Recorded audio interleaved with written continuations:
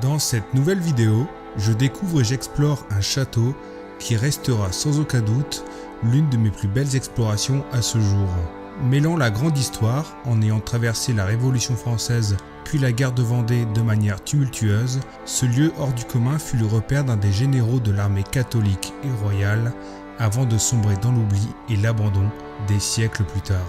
Doté à l'intérieur d'une richesse incroyable, d'un hall composé de dizaines de trophées de chasse, dont des loups empaillés et de pièces complètement figées par le temps et l'oubli, suivez-moi à travers les couloirs et les chambres de ce lieu hors du commun. Bon visionnage. Moi c'est Simon, je suis un explorateur urbain qui parcourt le monde depuis 2012 à la recherche des lieux abandonnés les plus iconiques. Centrales thermiques, asiles psychiatriques, navires de guerre abandonnés, bienvenue sur ma chaîne. N'hésite pas non plus à t'abonner à mon Instagram si tu veux plus de contenu. Maintenant, place à la vidéo.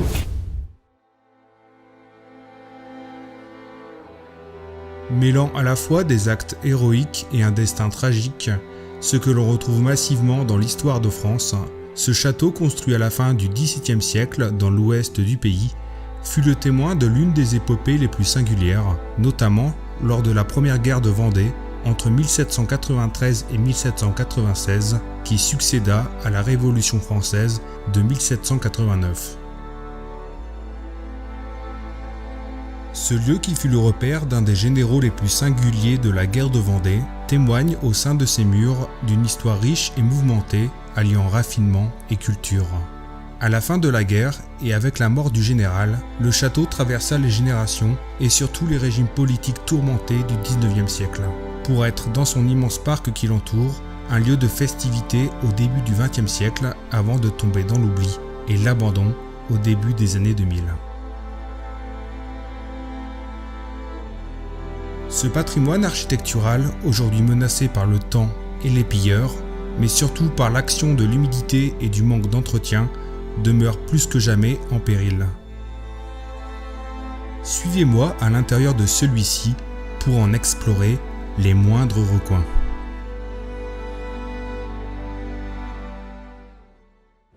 On vient tout juste de trouver un accès dans ce château,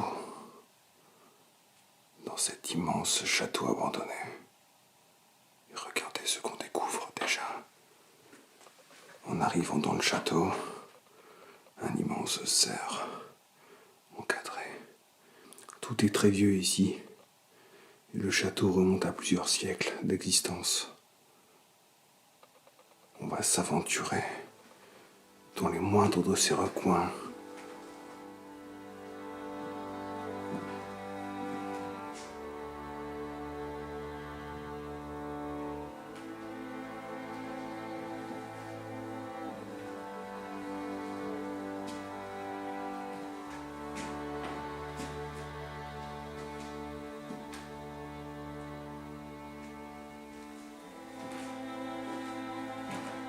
Regardez ça. On a ici un hall. Le hall du château, qui est complètement recouvert de trophées de chasse. Dans tous les sens, il y en a littéralement partout.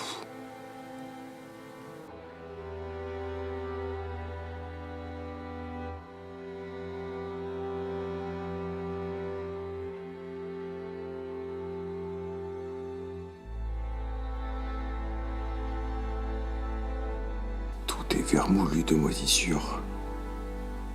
Le temps a complètement repris possession de l'endroit en rongeant les murs et la tapisserie depuis que le lieu est abandonné.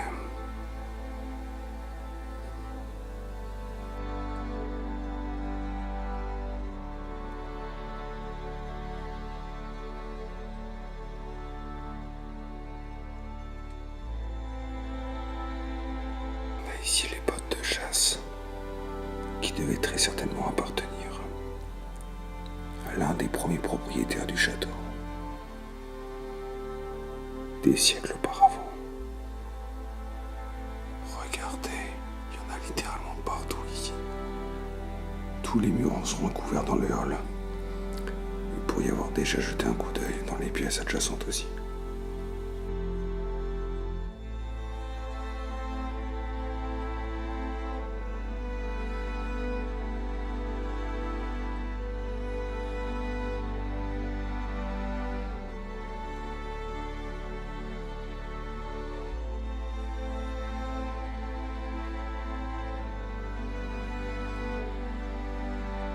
regardez, c'est incroyable, on a même des loups empaillés ici, avec la date marquée sur les cuissons. 15 février 1879. Je ne reviens vraiment pas là, c'est quand même pas tous les jours qu'on peut voir ça. On en a un autre ici, qui me ressemble étrangement au premier. Il est superbe aussi. Même si je le répète, je suis pas du tout fan des trucs empaillés, des animaux empaillés, pardon. Ça reste quand même assez original dans ce genre de lieu. Les trophées de chasse sont complètement recouverts de toiles d'araignée et de poussière. Ça fait longtemps qu'ils doivent reposer ici, à mon avis.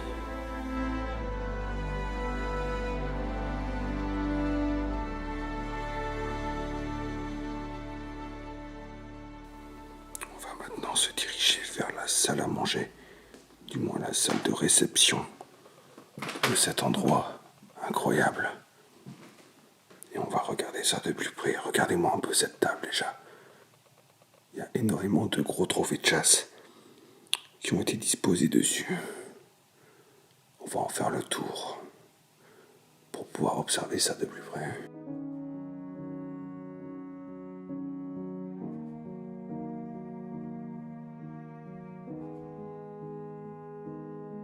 Comme d'habitude, il reste toute la vaisselle et les services de table sur place. Regardez-moi ça un peu. Je sais pas si c'est de la porcelaine, il me semble quand même. Tout est figé depuis des années.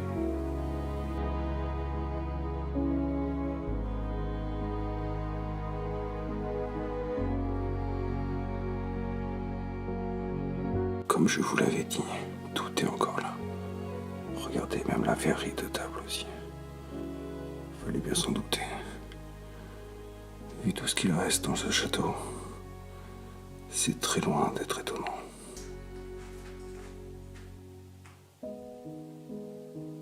Là-dessus, on a des phacochères, du chevreuil, des cerfs, des biches.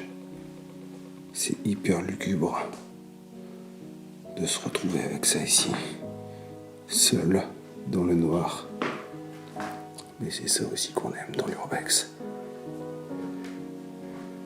Regardez-moi un peu la taille de certains trophées de chasse. Ça m'impressionnera toujours. Il y en a littéralement partout. Certains sont détériorés par le temps, comme vous pouvez le voir. D'autres résistent plutôt bien.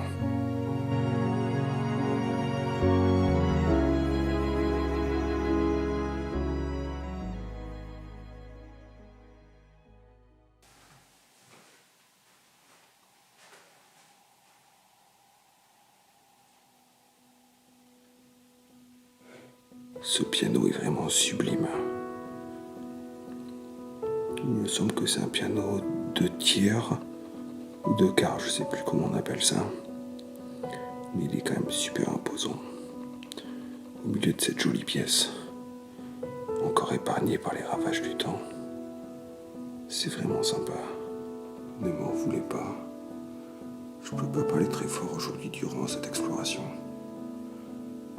Car des patrouilles sont effectuées régulièrement autour du château pour reboucher les accès ou voir s'il n'y en a pas de nouveau. Donc je dois être super discret aujourd'hui et rapide dans mes prises de vue.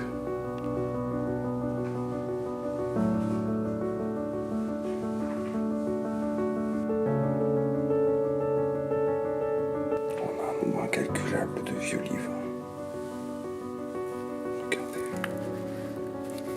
Des partitions de musique, des livres de musique, des classiques de la littérature. On est visiblement dans l'antre d'une personne de goût et cultivée.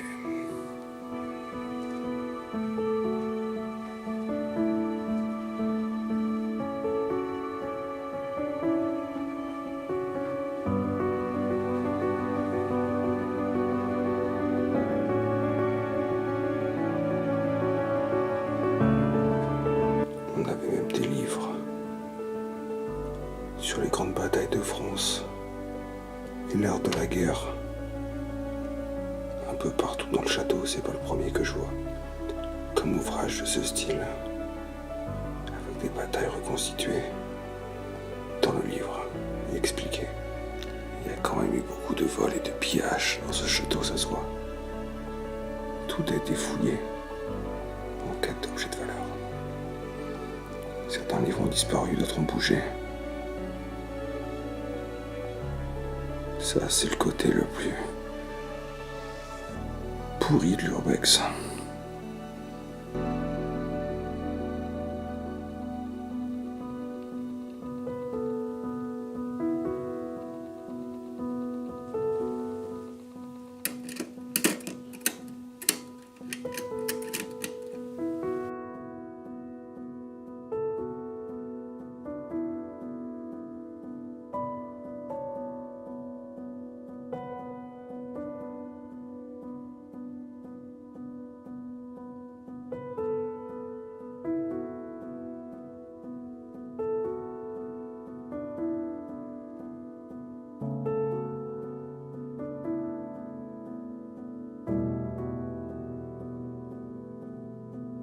Ok, on est ici au premier étage.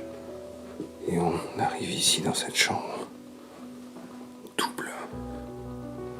Je vais augmenter un peu l'ISO de l'appareil. Et on va regarder ça de plus près.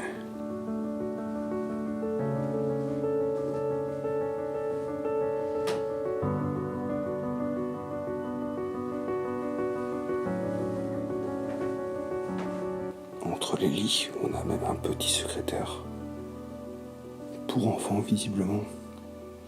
Avec des tampons, de l'encre, un encrier et le mobilier nécessaire pour, on dirait, rédiger des lettres ou écrire.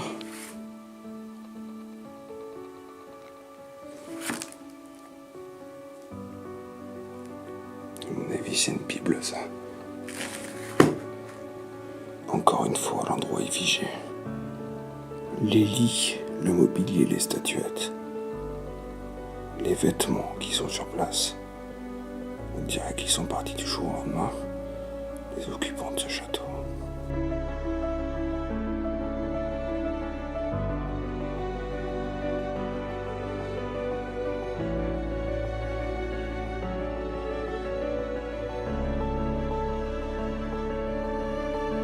On a ici un miroir qui est simplement majestueux de par sa taille et par sa forme.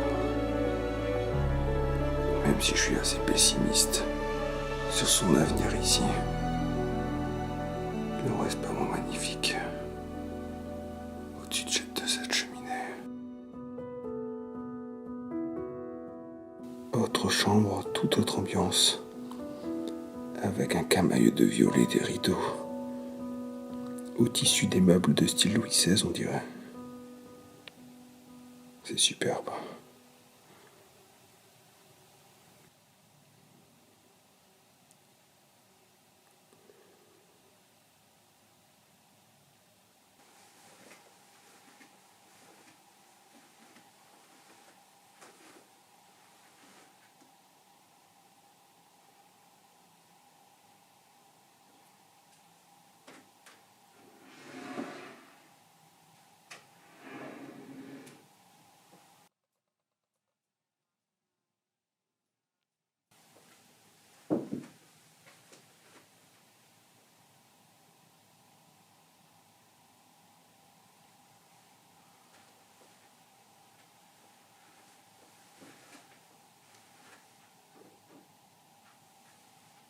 On est ici dans une toute autre chambre. Et l'atmosphère est vraiment très très sympa ici. Le jour se lève. Avec cette pièce et son papier peint bleu. Et ces deux grands lits jumeaux. Ça devait être une très grande famille, je pense, ici. Pour qu'il y ait autant de chambres, d'espace.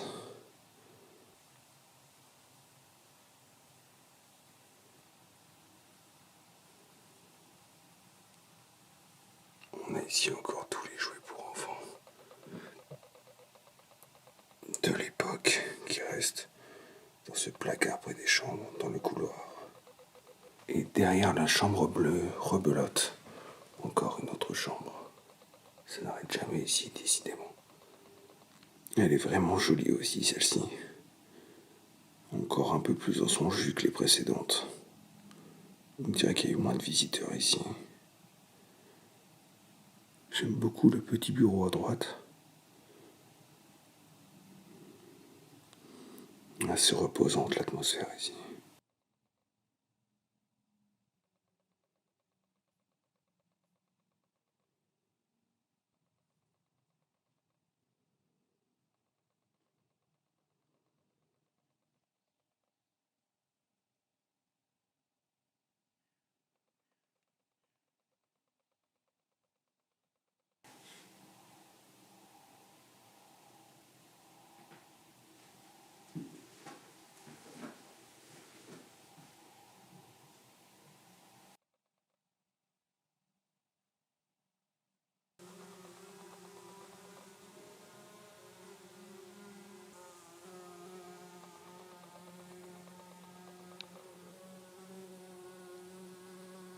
Et nous voici enfin au dernier étage de ce château bien magique qui m'aura transporté toute une après-midi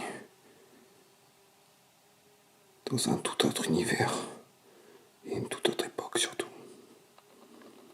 On va aller voir les quelques dernières chambres qui restent à voir. Et ensuite, je me faufilerai discrètement en dehors de ce domaine pour regagner ma voiture et pour faire place à la suite de l'aventure vers d'autres sites à explorer.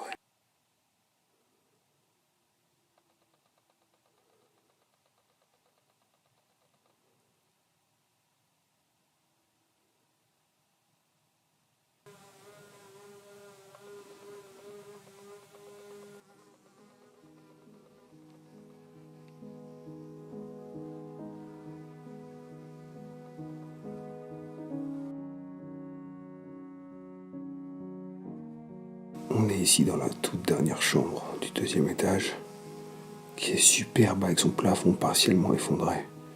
Il reste le lit, la coiffeuse, les ustensiles de maquillage, tout sur place. J'aime vraiment beaucoup cette pièce et c'est une super belle surprise de découvrir ça encore ici. Moi qui pensais qu'on en avait déjà fait le tour il y a 15 minutes, ça regorge encore de merveilles et de surprises ici. C'est incroyable réellement.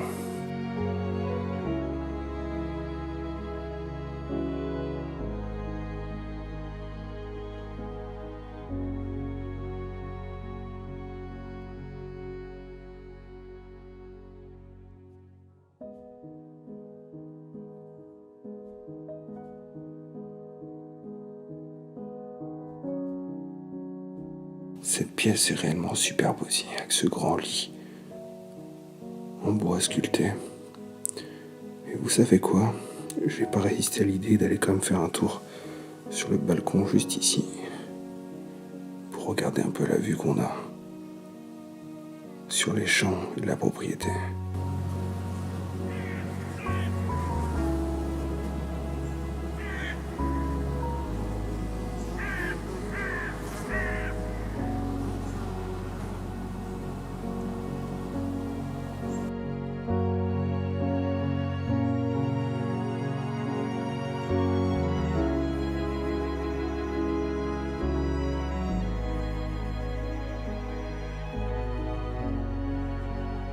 Bon les amis, je suis revenu à mon sac.